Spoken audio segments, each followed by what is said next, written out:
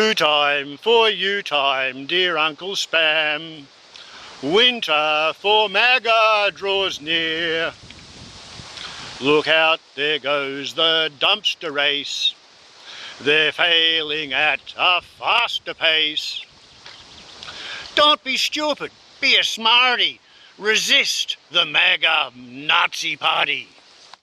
Coup-Time for you time, dear Uncle Spam. Winter for MAGA draws near. Because in this new Hegsethyian age of redefinitive post-constitutional warrior ethicism, I don't think the generals and the admirals and the air marshals bought it. I think Hegseth's speech, along with that of his Trumpiness, went over like the veritable lead balloon.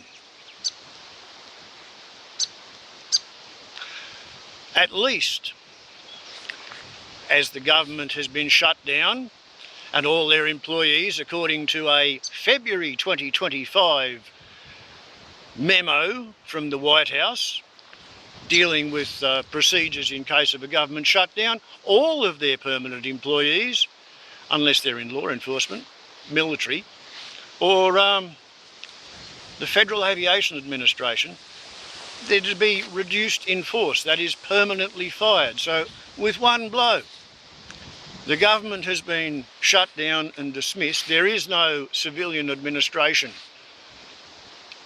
to oversight the doings of the executive branch as transmitted to the military. Apart from the fact that at that meeting there was 800 general and flag ranking officers and their administrative adjutants and senior non-commissioned officers. They had something like 24,000 years of accumulated military service between them. And they've all been in for 20 or 30 years, so they were trained and raised in pre-Trumpian times, and they are loyal to the constitution of the excited status and the flag which symbolises it, and the society which it's supposed to safeguard, define, bound and determine. So at great expense they've been flown from the far corners of the earth to assemble in one room. And on the one hand, Hegseth probably thought he was going to motivate them. Trump expected them to clap and cheer. Back in the old days, one would expect a competent collection of spooks and secret squirrels would have been tapping the phones and the sleeping accommodation and probably the cars of all of those officers for about a week before the summons was issued. And they would be still tapping it, so that all, 2 or 3 dozen out of the 800 who were expected to be anti-Trump could be identified by what they say when they get back to their motel room, far from home, far from their command, in the company of their administrative staff, while getting drunk and trying to debrief each other on the horrors of the day. What did they say? How much does the No Such Agency know? Is Kash Patel's FBI capable of conducting any counterintelligence surveillance of its own general staff?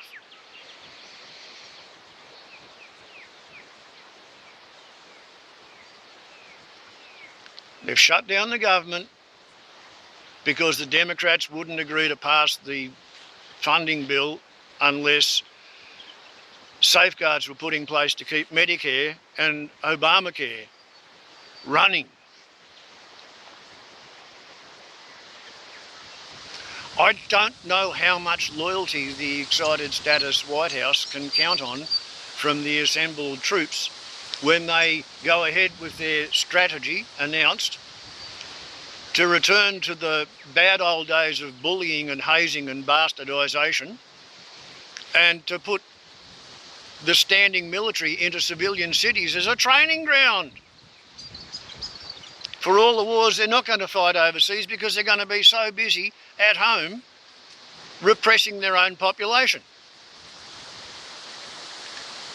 How far has Peter Thiel's Palantir, which is essentially an artificially intelligence augmented surveillance state similar to what the Stasi in Eastern Germany used to dream of, how far has he got advanced with the help from Doge and Elon Musk at downloading all the social security data and Medicare data and tax data on all Americans?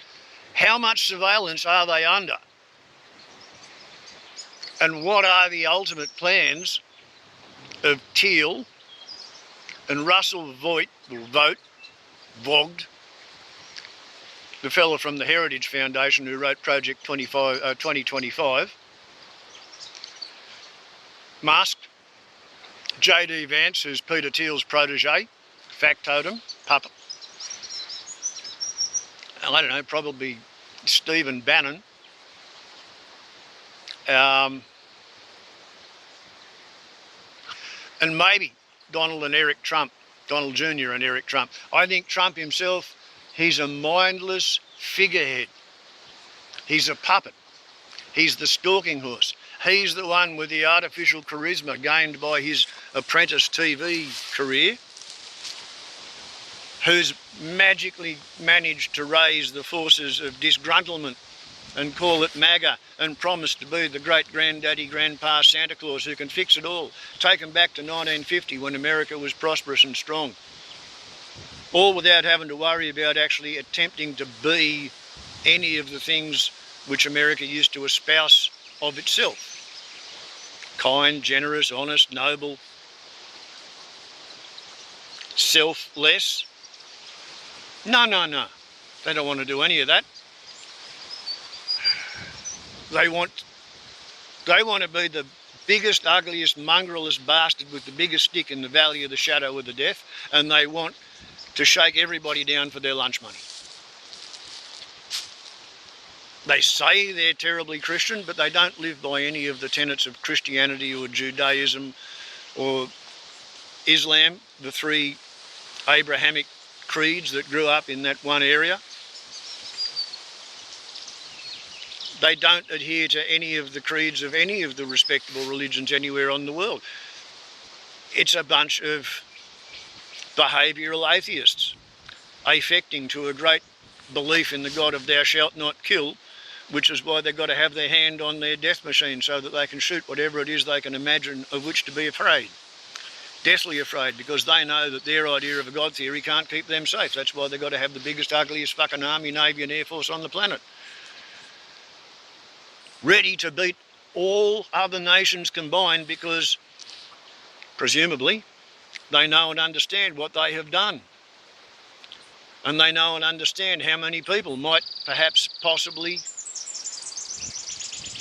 have reason to want to get even with them in the middle of the night. And until that great gathering of the general officer clan, the command officers in combat roles, until that, I was worried that when Trump and Hegseth commanded the generals to put their troops into the cities and repress the rebellious leftist, Democrat, communist serfs and peasants, I thought some of those generals might think, oh, well, chain of command, got to do what I'm told, my pension is at stake. I don't think so after that meeting. I think they're going to think it all through. I suspect that they're smart enough to recognise the difference between shit and shoe polish when Pete Hegseth rubs it into their face, as he did. Not going to have any fat generals, and he brings lard-ass Trump on there with his cankles and his bruised hands, because the veins in his ankles and his hands are no better than the veins in his brain with prefrontal dementia.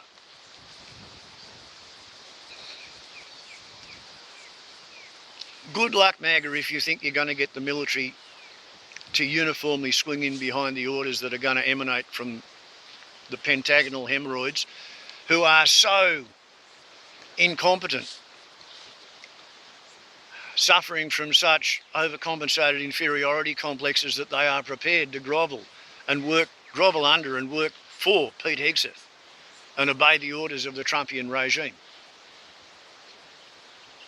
The one saving grace of wannabe dictators is that you have to be incompetent in order to want to be a dictator, and only incompetent fuckwits are prepared to work for a dictator.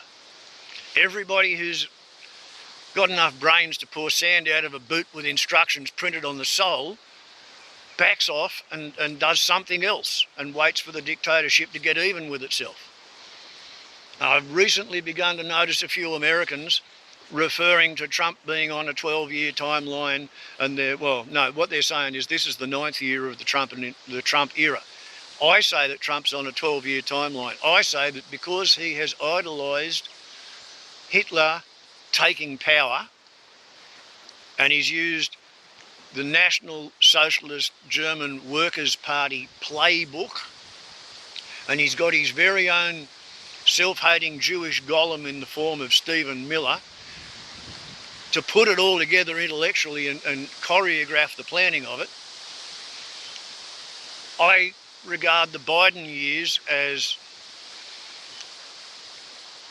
similar to Hitler before he actually attacked Poland. Everything looked good in Germany at that point.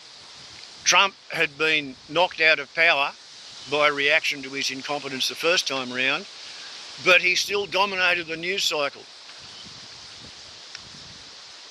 His influence did not diminish, it grew. And the next time they had an election, the Americans literally voted to stick baked fucking beans up their nostrils for a second time. They voted for this.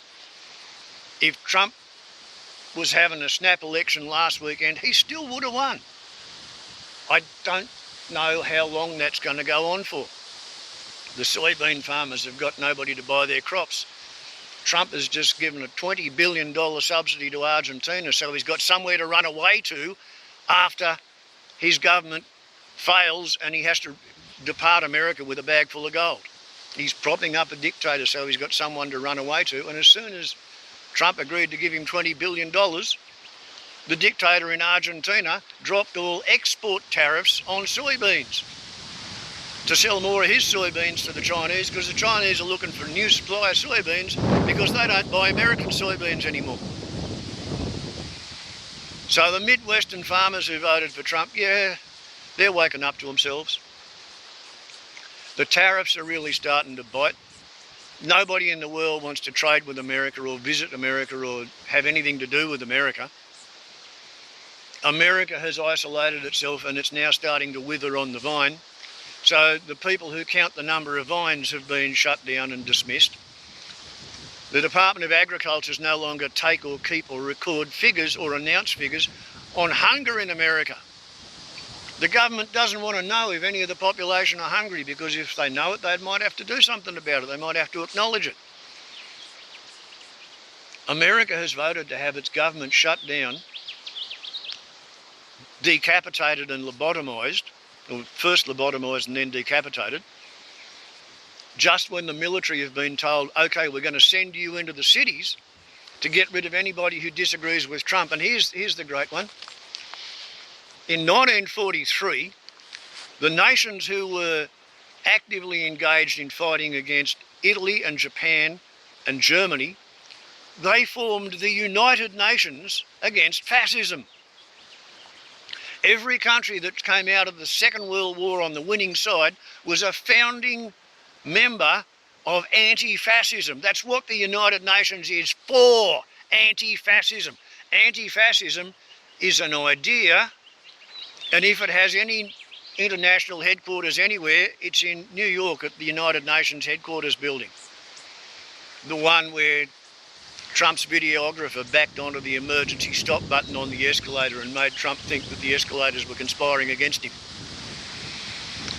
Where the Trump factotum fucked up the auto queue and Trump couldn't give his speech without whinging and bitching about the price of marble versus terrazzo back when he bid on the building.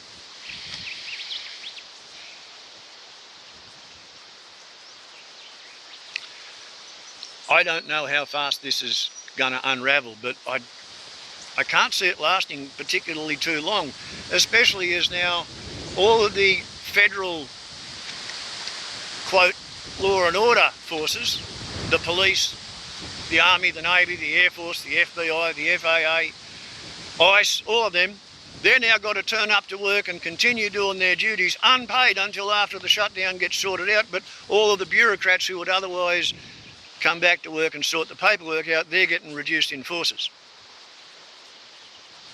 So, to distract, maybe it's from the Epstein files, maybe the Epstein files is part of the distraction from the coup that's underway, the slow motion coup.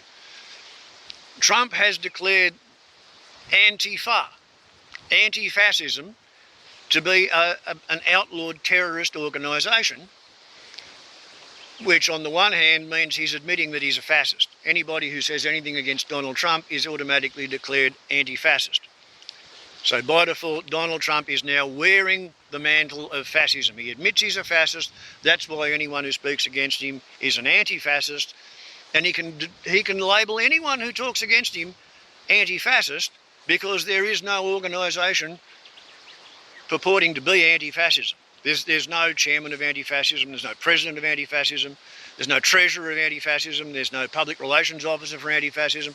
None of that exists except the United Nations, which was formed in 1943 by the nations who were fighting fascism. So if you turn up in a restaurant and sing songs at Trump about Israel getting out of Palestine and Trump being the Hitler of our time, that's Antifa, and they should be arrested and charged with RICO charges for gangsterism. And more people refused to get up off their fucking arse and vote than voted for the Republicans or the Democrats combined. The citizenry voted not to have a government, so they defaulted to Trumpism.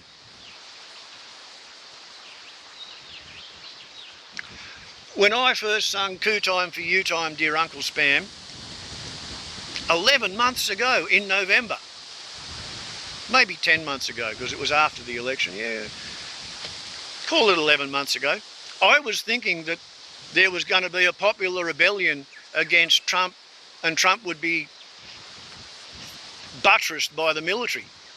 I think it's much more likely to be the sort of thing that you get in Cambodia or the Philippines, where the military decides to bomb the fucking White House because that prick's in there. This will be like Vietnam in 1963.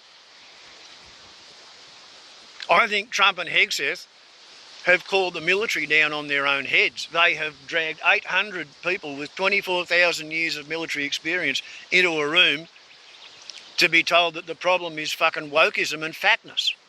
And then they get a lard ass up to dream on about gold paper.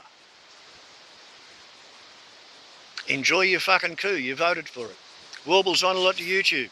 Ciao. Pa pa pa pa pa pa pa.